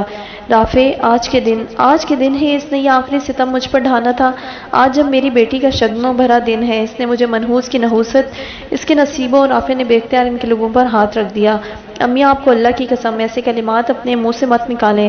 آپ خود ہمیں بچپن سے بتاتی آئی ہیں کہ شگن بدشگونی کچھ نہیں ہوتا، یہ کفر کی نشانیاں ہیں۔ ہر ہونے والی بات اللہ کی طرف سے وقوع پذیر ہوتی ہے۔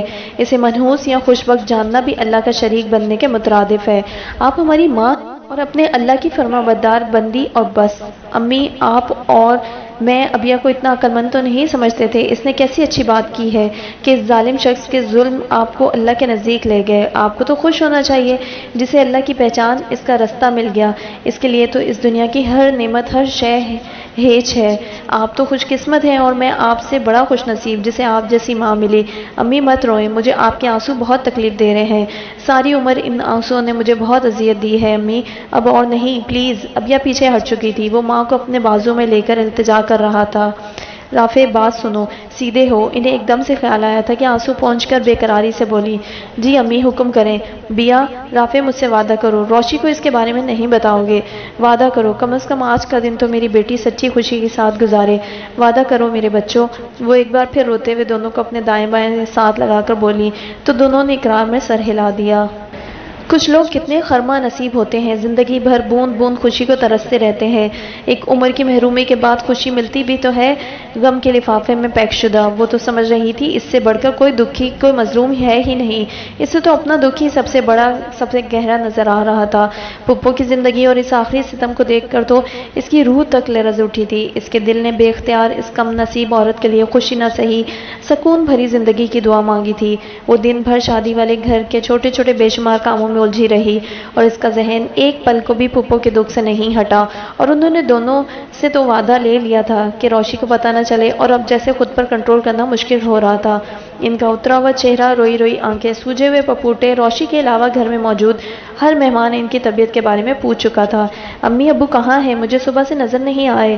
ابھی روشی کا پارلر لے کر جانے والا سامان ایک بیگ میں رکھ رہی تھی، جب پیلے جوڑے میں اور ہری کھنکھناتی چوڑیوں کے ساتھ غضب کا روپ ڈھاتی روشی نے معصومیت سے پوچھا، تو پھپھو چھلکتی آنکھیں چپکاتی ہوئی رخ پھیر گئیں۔ خود ابیہ کی آنکھیں نم ہو گئیں۔ کم از کم آج کے دن تو ابو کو گھر ہونا چاہیے تھا۔ امی آپ نے انہیں صبح جانے ہی کیوں دیا؟ مجھ سے مل کر بھی نہیں گئے۔ اب میں پارلر چلی جاؤں گی تو پھر سب کے بیچ کیسے ملوں گی؟ وہ کیسے بے قرار لہجے میں ماں سے پوچھ رہی تھی، جسے باپ بیٹی کے بیچ بڑا گہرا لاڈ کا رشتہ رہ چکا ہو۔ میں تمہارے باپ کو روکے رکھنے کے سب اختیار کھو چکی ہوں۔ وہ آنسو پہنچ کر لبوں میں بڑبڑائیں۔ امی پتہ کروائیں، شاید ابو باہر آ گئے ہوں۔ وہ جاتے جاتے آنچل سر پر جماتے ہوئے رک کر بولی، نہیں آئے روشی، میں ابھی باہر سے ہو کر آ رہی ہوں۔ چلو تم، دیر ہو رہی ہے۔ پھپھو میں لے جاؤں روشی کو؟ الماری میں کچھ ڈھونڈتی پھپھو سے بولی تو انہوں نے سر ہلا کر جانے کی اجازت دی۔ پھر کچھ سوچ کر پلٹی اور چند قدم پر کھڑی روشی کو اپنے ساتھ لگا کر پیار کرنے لگی۔ روشی اب تم نئی زندگی شروع کرنے جا رہی ہو، ایک اچھی بہترین زندگی، میری سب دعائیں تمہارے ساتھ ہیں۔ بہتر ہے اب تم آگے کی طرف دیکھو، پیچھے کو بھول جاؤ۔ وہ اسے خود سے الگ کرتے ہوئے بولی، امی کوئی اپنے ماں باپ کو تو نہیں بھول سکتا نا؟ وہ دھیرے سے ان کے چہرے پر ہاتھ پھیر کر بولی، تمہارے ماں باپ اتنے اچھے نہیں تھے کہ تم اپنی نئی زندگی میں ہر گھڑی انہیں یاد رکھو۔ اب جاؤ، تمہیں اللہ کی امان میں دیا۔ وہ کہہ کر مڑی اور اس سے پہلے کمرے سے باہر نکل گئی۔ امی ماں باپ اچھے ہوں یا برے، ماں باپ ہی ہوتے ہیں اور انہیں یاد رکھنا یا بھول جانا ہمارے اختیار میں نہیں۔ آگے زندگی نئی ہو یا پرانی، میں آپ کو نہیں بھول سکوں گی۔ آپ کی زندگی کے سارے دکھ میرے لیے مشعل راہ ہوں گے جو آپ نے ہم دونوں کی پرورش میں اٹھائے، اور ہمارے لیے آپ سے اچھی ماں پوری دنیا میں کوئی اور نہیں ہوگی۔ روشی بہتے آنسوؤں کے ساتھ خود سے کہہ رہی تھی جب ابیہ نے آہستہ سے اس کا بازو پکڑ کر آگے کیا۔ باہر گاڑی میں رافع ان دونوں کا منتظر بیٹھا تھا۔ گاڑی میں بیٹھنے تک روشی متلاشی نظروں سے باپ کو ادھر ادھر ڈھونڈتی رہی۔ ابیہ کو اس کا دکھ اپنے دل کے بہت قریب لگا تھا۔ گاڑی آہستگی سے چل پڑی تو روشی کی نگاہوں کو بھی جیسے قرار آ گیا۔ وہ سر جھکا کر اپنی مہندی لگی ہتھیلیوں کو دیکھنے لگی۔ تم جیولر سے زیور لو، ان کا گھنٹہ بھر پہلے فون آیا تھا، سب کچھ تیار ہے، پیمنٹ تو میں صبح ہی کر گیا تھا، تم سب چیک کر کے لو۔ میں ذرا پارلر روشی کا پتہ کر رہا ہوں، اگر وہ تیار ہو چکی ہے تو اسے ساتھ ہی لے چلتے ہیں۔ رافع سے جیولر کی شاپ کے آگے ہی اتار گیا۔ وہ گلاس ڈور دھکیل کر اندر داخل ہوئی۔ خنک ہوا کی خوشگوار جھونکے نے اس کا استقبال کیا۔ جی آپ کا زیور تو جا چکا ہے ابھی تھوڑی دیر پہلے، جیولر نے مسکراتے ہوئے اسے بتایا تو اسے لگا اس کے پیروں کے نیچے سے زمین سرک گئی ہے۔ یہ تمہارے لیے، لش پش کرتے بے حد خوبصورت جڑاؤ کنگن کی جوڑی اور دوسرے مخملی کیس میں بہت خوبصورت مینے کے کام والا گلو بند سیٹ تھا۔ اس کا ڈیزائن اتنا خوبصورت اور منفرد سا تھا کہ شائستہ، جس نے ہمیشہ ڈائمنڈ جویلری پر جان دی تھی، وہ بے اختیار اس سیٹ کی نزاکت کو اپنی انگلیوں کی پوروں سے چھوئے بغیر نہ رہ سکی۔ خوبصورت ہے نا؟ آفتاب زبیری نے سیٹ کے لیے پسندیدگی شائستہ کی پرشوق نظروں میں پڑھی تھی۔ بہت خوبصورت اور یونیک۔ اس نے اب کے سیٹ کا وزن جانچنے کے لیے اسے ہاتھ میں لیا۔ تم سے زیادہ خوبصورت اور یونیک نہیں، جتنی قیامت تم اس وقت ڈھاری ہو میرے دل ناتواں سے پوچھو، جس کے عالم وحشت میں یہ قیامت جھیل رہا ہے۔ آفتاب زبیری نے بے خود سے انداز میں اس کے زانوں کے پاس نیم دراز ہوتے ہوئے دوسرے ہاتھ میں اس کے آتشی آنچل چہرے سے ذرا سرکاتے ہوئے عاشقانہ انداز میں کہا تو شائستہ کھلکھلا کر ہنس پڑی۔ پکے عاشق لگ رہے ہو اس وقت۔ وہ اب دونوں کنگن دیکھ رہی تھی۔ مگر عاشق بامراد میری جان، وصل کی شب ہے، اب یہ دوریاں کیسی؟ انہوں نے بے قابو سا ہوتے ہوئے اسے اپنی طرف کھینچنا چاہا۔ شائستہ نے کسمسا کر مزاحمت کی، ویسے ڈیر کچھ زیادہ نہیں ہو گیا؟ اب میری جان کم زیادہ کا سوال نہ کرو، ہمارے اس ملن کے انتظار میں ماہوں سال کو وقت کے کتنے گوشوارے پر کرنے پڑے ہیں، حسرتوں کے مارے اس دل سے پوچھو۔ بے صبرا پن آفتاب زبیری کے انداز ہی نہیں نگاہوں سے بھی چھلکا جا رہا تھا۔ میرا اشارہ اس تحفہ رونمائی کی طرف ہے، تم نے جیسا نقشہ اپنی قسم پرسی اور بدحالی کا کھینچ رکھا تھا، میں تو اس یادگار موقع کے لیے تمہاری طرف سے ایک انگوٹھی کی توقع بھی نہیں کر رہی تھی۔ شائستہ زیادہ دیر تک اپنی حیرت چھپا نہ سکی، ہاتھوں میں تول کر وہ سیٹ اور کنگن کے وزن اور ان کی قیمت کا اندازہ لگا چکی تھی، اور آفتاب زبیری جیسے کنگال سے ایسے قیمتی زیورات کی اسے واقعی توقع نہیں تھی۔ کہیں نقب تو نہیں لگا آئے؟ اس نے بے ساختہ کہا تھا، اور ایک پل کو کامیابی کے نشے میں مخمور آفتاب زبیری کے چہرے کا رنگ بدلا تھا۔ ان کے کنچوں جیسی نیلی ہری متحرک آنکھیں ایک دم جیسے ساکت سی ہوئی تھیں۔ نقب تو میری جان تم نے میرے دل پر لگائی ہے، میں کنگال ضرور ہوں مگر تمہاری محبت نے مجھے دنوں میں مالا مال کر دیا ہے۔ وہ صریحاً ٹالنے والے انداز میں بولے تھے۔ کم آن آفو، یہ بیچاری محبت جو صرف کھنکتے لفظوں کا جادو ہے یا حساس دلوں کی آواز، کسی کو ایک دھیلے کا مادی نفع نہیں پہنچا سکتی۔ کجا یہ مان لو ذر، وہ بھی پکی بزنس مین تھی، نفع نقصان کا حساب کس بزنس میں کتنا ہوتا ہے بخوبی جانتی تھی۔ یہ تو اب تم توہین کر رہی ہو محبت کی، ہم جیسے محبت بھرے دلوں کی بھی۔ وہ روٹھے ہوئے انداز میں بولے، خیر اب میرا یہ مطلب بھی نہیں تھا، بس یہ ہے کہ اس وقت تم کسی بھی حقیقت کے بارے میں کچھ سننا نہیں چاہتے۔ میں تو یہ کہہ رہی تھی کہ ہماری محبت ان تحفوں کے محتاج نہیں۔ معلوم نہیں تم کس طرح زیر بار ہوئے ہو، کیسے ان کا انتظام کر پائے ہو، حالانکہ تمہارا ملنا ہی میرے لیے اپنی قسمت کا سب سے بڑا تحفہ تھا، مجھے اور کچھ چاہیے بھی نہیں تھا، تم جانتے ہو۔ اس نے اپنا زرتار آنچل سمیٹ کر پرے تکیے سے ٹیک لگاتے ہوئے کہا، آج شام 5 بجے دونوں کا نکاح شائستہ کے چند قریبی احباب کی موجودگی میں 5 اسٹار ہوٹل میں ہوا تھا۔ شائستہ شہر کے مہنگے ترین پارلر سے تیار ہو کر اس سمے واقعی قیامت ڈھا رہی تھی، اور بلا شبہ اپنی عمر سے 10 سال کم نظر آ رہی تھی۔ اس نے شہر کے سب سے مہنگی اور اسٹائلش بوتیک سے مہنگا ترین برائڈل ڈریس پہنا تھا۔ آج اسے حقیقی معنوں میں لگ رہا تھا کہ اس کی شادی ہو رہی ہے، اور اپنے محبوب سے جوانی کے اولین سالوں جیسی محبت اور ولولہ محسوس ہو رہا تھا۔ اسی لیے تو اس نے خاص طور پر اس موقع کو یادگار بنانے کے لیے پیسہ پانی کی طرح بہایا تھا۔ اس کے دل کی خوشی اس کے چمکتے دمکتے چہرے سے حویدہ تھی۔ کچھ ایسا ہی حال آفتاب زبیری کا بھی تھا۔ انہیں آج لگ رہا تھا کہ زندگی نے ان کی صحیح قیمت لگائی ہے، جس کے لیے وہ ایک زمانے تک ایڑیاں رگڑتے رہے ہیں۔ پچھلی زندگی اور پچھلی زندگی کے تمام کردار انہیں ایک بھیانک بدصورت خواب کا حصہ لگ رہے تھے، جن کو جھٹک کر اپنے دل و دماغ سے ان کی ہر سوچ کو خرچ کر انہوں نے اس خوبصورت نئی نکور زندگی کا آغاز کیا تھا۔ اس وقت انہیں لگ رہا تھا کہ پوری کائنات میں وہ دونوں ہی بس ایک دوسرے کے اپنے ہیں، نہ ان کا کوئی اور ہے نہ وہ کسی کے ہیں۔ وہ دونوں ایک دوسرے کے لیے بنے ہیں، سو اسی لیے آج تقدیر نے بالآخر انہیں ایک کر دیا۔ شائستہ، تم پھر میری توہین کر رہی ہو، انہوں نے رنجور لہجے میں کہا تو وہ ایک بار پھر کھلکھلا کر ہنس پڑی۔ ارے آفو، تم بچوں کی طرح روٹھ جاتے ہو، میری بات کو دل پر لے رہے ہو، اور بھلا یہ حسین لمحے ان فضول باتوں میں گنوانے کے لیے ہیں؟ لو اپنے ہاتھوں سے پہنا تو دو۔ محبوب کے ہاتھوں سے پہنا زیور کیسا معتبر، کیسا عزیز تر ہو جاتا ہے۔ آج میں بھی تو یہ محسوس کروں۔ اس نے ایسے والہانہ انداز میں فرمائش کی کہ آفتاب زبیری کی حالت دگرگوں ہونے لگی۔ میری شائستہ، وہ بے ساختہ دھیرے سے بولے تو شائستہ کی پلکیں ان کے انداز پر آپو آپ بھوجل سی ہو کر جھک گئیں۔ آفتاب زبیری نے زمانے بھر کی ملائمت سمو کر اسے اتنے پیار سے کنگن پہنائے کہ وہ شائستہ کے دودیا نرم گداز ہاتھوں پر پھسلتے چلے گئے کہ دل پر شوق کے سارے تقاضے انگڑائیاں لے کر جاگ اٹھے۔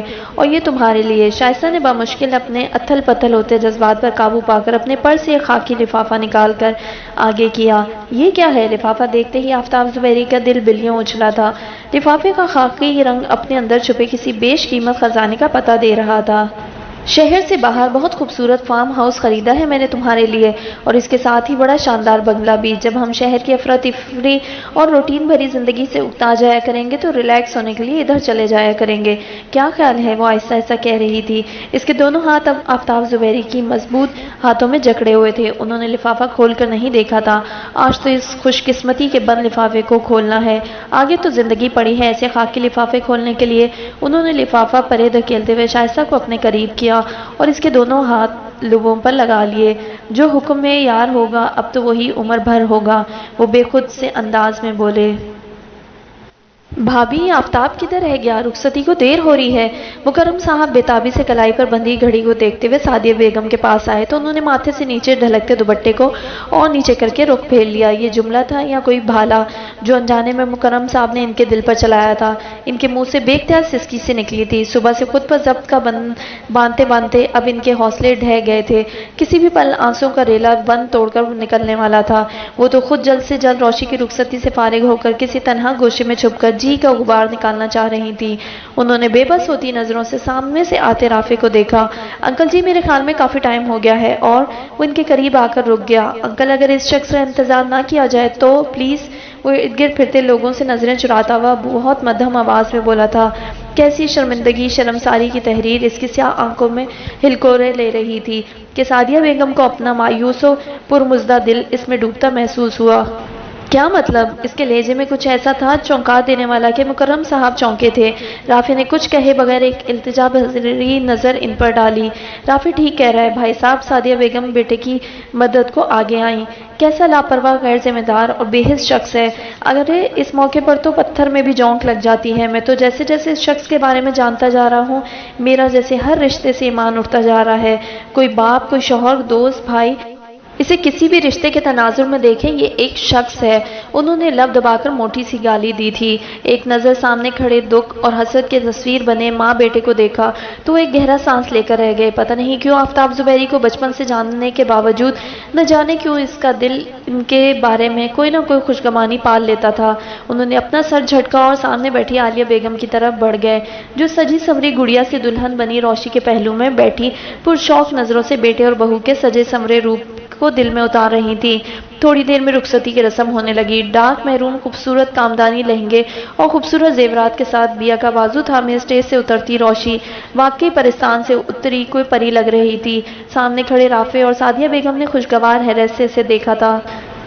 سعدیہ بیگم کے بے قرار دل نے دعاؤں کی تسبیح پڑھنا شروع کر دی تھی۔ رافع کی نظریں روشی سے ہوتی ہوئی بیا پر آ کر تھم سی گئی۔ سی گرین اور پرپل کلر کے کامدانی اسٹائلش سوٹ اس کی نازک وجود کو جیسے سانچے میں ڈھال رہا تھا کہ چاہتے ہوئے بھی رافع اپنی نظروں کو ہٹا نہ سکا۔ اس کے چہرے کے اطراف جھولتی لٹیں جیسے اس کے دل بیتاب کو اپنے بھنور میں لپٹائے جا رہی تھیں۔ تم کیا ہو بیا؟ کوئی میرے دل سے پوچھے۔ تمہارا یہ سادہ سا قاتل حسن ہر دیکھنے والی نظر پر جادو کر رہا ہے اور تمہارا آبدار موتی سا شفاف بے ریا دل بیا میں تمہیں کیسے خود سے جدا کروں گا، کیسے؟ اس کے ہوک بھرے دل نے اس کی آنکھیں نم کر دی تھی۔ کاش میرے بس میں ہوتا، میں اپنے اور تمہارے درمیان کھڑی ہر دیوار کو گرا دیتا، مگر میں ایسا کیسے کر سکتا ہوں؟ تم جیسا انمول موتی میرے جیسے بدقسمت انسان کی زندگی میں کسی غلطی سے تو آ سکتا ہے، مقدر کا تحریر کردہ نہیں۔ تم ٹھیک کہتی ہو، ہمارے تمہارے درمیان مستقل طور پر صرف ایک چیز آ سکتی ہے، جدائی۔ نہ میں تمہارے قابل ہوں، نہ تم میرے۔ تم کسی معجزے کی طرح میری زندگی میں آئی ہو اور اچھے پل کی طرح جلد ہی مجھے چھوڑ جانے والی ہو، اور اس جدائی میں اب دیر ہی کتنی ہے۔ اس نے ایک سرد آہ بھری۔ رافع آگے آؤ نا، باپ کی جگہ تم ہو، سعدیہ بیگم نے کہتے ہوئے بے اختیار اپنی کراہ دبائی تھی۔ اسی پل بیا نے رافع کی نظروں کی حدت کو محسوس کرتے ہوئے روشی کا بازو چھوڑ دیا تھا اور منہ پھیر کر کھڑی ہو گئی۔ رافع روشی کو ساتھ لگائے ہوئے گاڑی تک لے آیا۔ بھائی، ابو نہیں آئے؟ ابو کہاں ہیں؟ وہ سسکیاں لیتے ہوئے اس کے سینے پر سر رکھ کر بکھر سی گئی۔ رافع اس کا سر تھپکنے لگا۔ اس کا دل روشی کی محرومی کو محسوس کر کے پھٹا جا رہا تھا، مگر اسے خود پر قابو رکھنا تھا۔ پیچھے کھڑی سعدیہ بیگم کی حالت اس سے بھی بری تھی۔ ان کے ضبط کا بندھن ٹوٹ سا گیا تھا۔ وہ منہ کے آگے دوپٹے کا گولا رکھے اپنی ہچکیاں دبا رہی تھی۔ بابل دے ویڑے وچ رہ گئی میری گڈیاں پٹولے، اسا مڑ نہیں آنا۔ پیچھے ڈیک پر کسی نے رخصتی کے گیت لگا دیے تھے۔ روشی کے منہ سے چیخ سی نکل گئی۔ مکرم صاحب نے آگے بڑھ کر اسے اپنے ساتھ لگا لیا۔ روشی، میرا بیٹا، میں بھی تو تمہارا ابو ہوں، کیوں دل چھوٹا کرتی ہو؟ تم اپنے گھر ہی جا رہی ہو، کسی غیر کے گھر نہیں۔ مت رو میری بیٹی، ایسا کرو گی تو تمہاری دکھی ماں کے دکھ بڑھ جائیں گے۔ خوشی خوشی ماں اور بھائی سے ملو۔ شاباش، بڑی اچھی بیٹی ہو۔ وہ سر تھپکتے ہوئے اسے پیار کرنے لگے۔ سعدیہ بیگم نے آگے بڑھ کر اسے گلے لگا لیا۔ امی ابو کو اس وقت تو امی امی اتنی بری بیٹی تو نہیں تھی۔ ماں کی گرم آغوش میں وہ پھر سے بکھر گئی۔ بس بھابی، آج سے یہ ہماری بیٹی ہے، آپ نے تو ہماری بیٹی کو اور بھی رلا دیا۔ شوہر کے اشارہ کرنے پر عالیہ بیگم آگے بڑھی اور روشی کو ساتھ لگاتے ہوئے گاڑی میں بٹھانے لگی۔ کتنے بھاری اور بھوجل دلوں کے ساتھ وہ روشی کو رخصت کر کے گھر لوٹے تھے۔ گھر کی دہلیز پر قدم رکھتے ہی بیا کو ایک عجیب سا احساس ہوا۔ وہ اس گھر کی چوکھٹ سے داخل ہوتے ہی روشی کا ہنستا مسکراتا سا چہرہ دیکھنے کی عادی تھی، اور آج دہلیز پر پہلا قدم رکھتے ہی اسے لگا یہ گھر بالکل خالی ہو گیا ہے، اسے اب جلد سے جلد یہاں سے چلے جانا چاہیے۔ اور یہ رافع کا وعدہ بھی تو تھا کہ روشی کی رخصتی کے فوراً بعد اگلے قدم پر اسے رافع کا پیمان یاد آیا تو جیسے دوسرا قدم زمین میں گڑ سا گیا۔ چلے امی، رافع سعدیہ بیگم کو اپنے ساتھ سہارا دیتے ہوئے اندر لا رہا تھا۔ اس کی آواز پر وہ چونک کر مڑی تو سعدیہ بیگم نے بے اختیار بازو پھیلا کر اسے اپنے ساتھ لگا لیا۔ اس گھر کی اصل بیٹی تو یہ ہے میری بیا، میرے گھر کی رونق۔ اللہ تیرا لاکھ لاکھ شکر ہے، آج بخیر و خوبی اس اہم ترین فرض سے سبکدوش ہوئے، جسے ادا کرنے کے قابل میں شاید کسی طرح بھی نہ ہوتی اگر میرے رب کی رحمت میرے شامل حال نہ ہوتی۔ اللہ تیرا شکر ہے۔ وہ اس کا سر چومتے ہوئے تشکر بھرے انداز میں کہتے ہوئے پھر سے رونے لگی۔ پلیز امی، آپ نہ روئیں، آپ کی طبیعت خراب ہو جائے گی، پلیز۔ رافع نے آگے بڑھ کر ان کے کندھے پر ہاتھ رکھا۔ کب رو رہی ہوں؟ یہ تو روشی کی رخصتی کے خیال سے کیسے بے قرار ہو کر رو رہی تھی باپ کو یاد کر کے، اور باپ ان کا ضبط تنکا بکھرنے لگا۔ امی پلیز، آئندہ اس گھر میں کوئی شخص کا نام نہ لے۔ ساری زندگی آپ اسی ایک خوف سے لرزتی رہیں کہ کہیں وہ آپ کو چھوڑ نہ دے، ایسا شخص جس نے آپ کی 25 سال کی ریاضت کو ایک سطر لکھ کر پامال کر دیا، وہ ایک آنسو ایک آہ کا بھی حقدار نہیں۔ آئندہ میں اس کے لیے آپ کی آنکھ میں آنسو نہ دیکھوں، نہ چہرے پر ملال۔ وہ غصے میں انہیں سختی سے تھام کر بولا، اب کس بات کو رونا بیٹا؟ روتی تو ساری زندگی اس بات پر رہی تھی کہ اپنے نامہ اعمال میں درج اس سیاہ بخت فیصلے کا اندراج بائیں ہاتھ میں لے کر کھڑی معافی نامے کا انتظار کرتی رہی۔ پتہ نہیں میرا گناہ اتنا سنگین تھا یا میرے معافی مانگنے کا انتظار۔ میرے اللہ نے فیصلہ سنانے میں 25 سال لگا دیے۔ آج تو میں روشی کے آنسوؤں کا، اس کی محرومی کا خیال کر کے رو رہی ہوں، جو سب کچھ جانتے بوجھتے باپ کا آخری دست شفقت پانے کے لیے بچوں کی طرح بلکتی ہوئی گئی ہے۔ میں تو اپنی بچی کی محرومی کے دکھ سے رو رہی ہوں۔ رافع، یہ وہ آنسو نہیں جو تم سمجھ رہے ہو۔ وہ دھواں دار روتے ہوئے بولی اور رافع سے اپنا کندھا چھڑا کر تیز قدموں سے اندر چلی گئیں۔ وہ روشی کے دکھ میں رو رہی تھی اور روشی رستہ بھر روتی ہی گئی۔